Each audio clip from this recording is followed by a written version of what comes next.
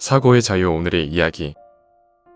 경험이 풍부한 INFJ의 중요한 조언. 지금 시작합니다. 경험이 풍부한 INFJ는 자신들이 더 일찍 알았으면 했던 것들을 살아가며 배웠습니다.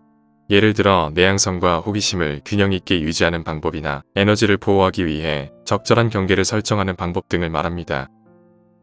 INFJ는 자신의 내적 성향과 호기심을 균형 있게 유지하는 법을 배우는 것이 중요합니다. 내향적인 성향을 가진 INFJ는 혼자만의 시간을 즐기고 내적으로 충전할 수 있는 활동의 시간을 할애하는 것이 도움이 됩니다. 동시에 호기심을 충족시키기 위해 새로운 경험을 추구하는 것도 중요하죠. 이를 통해 자기 성장과 인생의 다양한 측면을 탐색할 수 있습니다. 또한 에너지를 보호하기 위해 적절한 경계 설정이 필요합니다. INFJ들은 다른 사람들과의 관계에서 자신의 에너지를 소비하지 않도록 주의해야 합니다. 자신이 편안하게 느낄 수 있는 범위에서 예, 아니오를 말하고 자신의 가치와 욕구를 존중하는 것이 중요하죠. 이를 통해 INFJ들은 더욱 건강하고 균형 잡힌 삶을 살아갈 수 있습니다. 지금부터 INFJ에게 인생 팁을 제공해주는 경험이 풍부한 INFJ의 중요한 조언을 알려드리겠습니다. 첫 번째, 에너지 흡수자를 조심하세요. INFJ는 타인의 감정을 감지하고 공감하는 능력이 뛰어나기 때문에 함께 시간을 보내는 사람을 신중하게 선택하는 것이 중요합니다.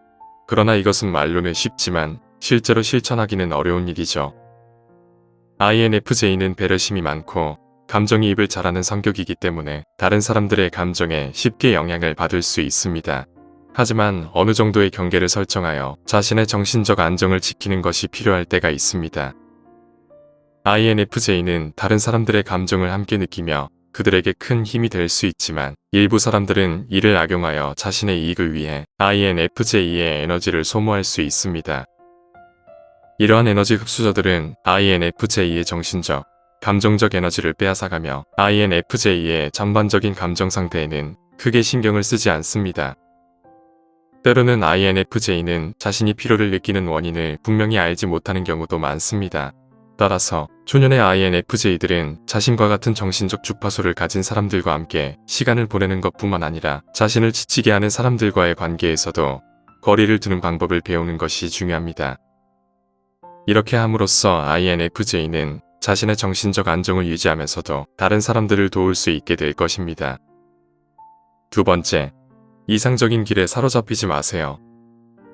INFJ는 자신의 삶이 현재 자신이 있어야 할 곳인지 의심하고 진지한 고민을 할 가능성이 큽니다. 심지어 가장 만족스럽고 균형 잡힌 INFJ라도 자신의 삶의 일부 측면에 대해 확실하지 않은 감정을 가질 수 있죠. INFJ는 이상화되는 경향과 호기심을 가지고 있기 때문에 끝없는 욕망과 혼동에 사로잡히지 않는 방법을 찾아야 합니다. 이는 이상적인 길을 찾으려는 것과 현실 사이의 타협을 의미합니다. 이는 일부 사람들의 꿈을 깨뜨릴 수도 있지만 INFJ들은 다양한 측면을 경험하며 삶을 체험해야 한다는 것을 알아야 합니다. 특정 인생 경로에서 몇 가지 측면을 선호하고 다른 측면을 선호하지 않는 것은 정상적인 일입니다. 그래서 우리는 계속해서 환경을 조정하여 자신에게 가장 편안하고 진실된 모습을 느낄 수 있도록 해야 합니다. 따라서 학교, 직업 또는 인간관계에서 혼란스러움을 느끼는 젊은 INFJ들에게는 이상적인 조화를 찾는 대신에 현실 속에서 자기 자신을 발전시키는 노력을 해보는 것이 가장 좋습니다. 자신이 진정으로 원하는 것과 가치 있는 것을 추구하는 것입니다. 다른 사람들을 위해 삶을 살거나 상상 속의 기준을 향해 가는 것을 과감히 그만두는 것을 말합니다. 세 번째, 항상 배우는 것을 멈추지 마세요. INFJ는 어느 순간 자신의 삶에 만족하여 계속해서 배우려는 동기가 사라지는 순간을 경험할 수 있습니다. 이는 다른 사람들에 비해 그들의 전반적인 행복에 큰 영향을 미칠 수 있습니다. 지식에 목마른 유형들은 새로운 것을 탐색하고 경험할 수 없을 때 일반적인 삶조차 굉장히 지루해 보일 수 있습니다. INFJ들도 이와 같은 경향이 있으며 실제로 새로운 것이나 흥미로운 것이 없을 때 이미 알고 있는 것들에 너무 집중하고 과도하게 고민하는 경우가 발생하죠. 예를 들어 새로운 것이 없을 때 INFJ들은 연애, 우정, 육아, 직업 선택 등 삶의 다른 영역에 대해 지나치게 집중하며 어떻게 더 나아질 수 있는지 생각하는 경향이 있습니다. 하지만 실제로는 그것들은 이미 균형 잡힌 상태인 경우가 많습니다. 따라서 새로운 것을 배우기 위해 직감을 따라가고 개인적인 성장과 경험을 위한 서브 프로젝트를 항상 가지는 것이 좋습니다. 예를 들어 새로운 언어를 배우거나 새로운 나라를 여행하거나 새로운 스포츠나 새로운 장르의 독서를 시도해 볼 수 있습니다. 네 번째, 조금 더 이기적이 되세요. INFJ는 다른 사람의 필요를 위해 자신의 필요를 뒤로 미루는 경향이 있습니다. 그래서 INFJ의 삶에서 필요와 원하는 것들은 일반적으로 자기중심적이지 않죠. 하지만 행복을 위해 INFJ는 자신의 삶의 결정에 대해 더 이기적으로 선택하는 법을 배워야 합니다. INFJ는 자신의 행동이 주변 사람들에게 어떤 영향을 미치는지 고려하는 본능적인 성향을 가지고 있습니다. 그래서 그들은 자신의 선택을 자신의 이익에 활용하지 못하는 경우가 많죠. 일부 INFJ들은 자발적으로 자신의 인생을 다른 사람들을 위해 살아가며 그 결과 삶이 무엇인가에 갇힌 듯한 느낌을 받을 수 있습니다. 그래서 INFJ는 결국 자신을 위해 살아가는 것이 중요합니다. 어떤 조건이든 상관없이 자신의 행복과 만족을 추구하는 것이 중요하다는 것을 기억해야 합니다. 다섯 번째, 다른 사람들이 여러분과 같은 도덕적 가치를 가지고 있다고 기대하지 마세요. 가장 안타까운 현실은 대부분의 INFJ들이 현실을 어렵게 배우는 것입니다. 모든 사람들이 내적으로 가진 도덕적 가치가 자신과 같지 않다는 것을 깨닫는 것은 그들에게 슬픈 현실입니다. 하지만 이런 사실을 이해하고 받아들이는 것은 중요합니다. 많은 INFJ들은 세상의 비도덕성과 우리 문명에 내재된 책에 깊이 실망하거나 우울해질 수 있습니다. 그들은 다른 사람들의 동기를 깊이 이해하더라도 가끔은 그런 이기적인 사고와 악독한 생각에 대해 도저히 이해하지 못할 때가 있습니다. 삶을 살아가는 가장 쉬운 방법은 사는 대로 사는 것이지만 대부분의 INFJ들은 도덕을 가지지 않는 사람들은 아마도 그들의 삶의 빛이 필요하다고 생각하며 올바른 관점을 갖게 해야 한다는 생각에 빠질 수 있습니다. 이로 인해 어려운 관계와 연결이 생길 수 있죠.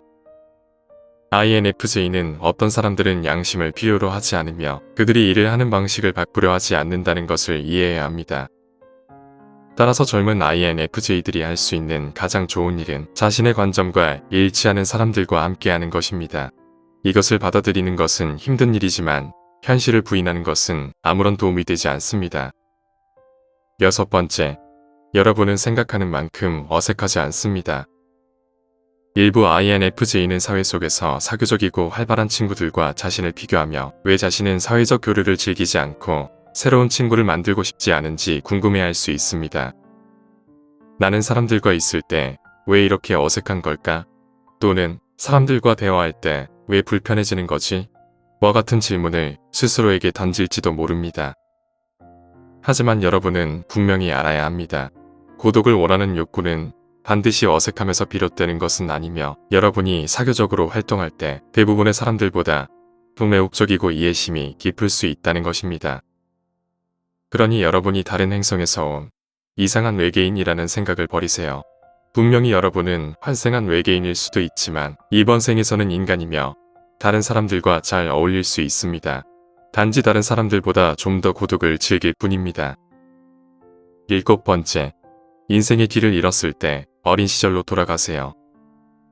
어른이 되면 모든 사람들에게는 압도되는 시기가 올 수 있습니다. INFJ뿐만 아니라 모든 유형이 삶의 다음 단계를 어떻게 진행해야 할지 감을 잃고 막막해질 때가 있죠. 특히 미래에 초점을 맞추는 INFJ는 다음 행동을 계획할 때 자신이 설정한 모든 사항을 통합하는 것이 어려울 수 있습니다. 내가 얼마나 행복할까?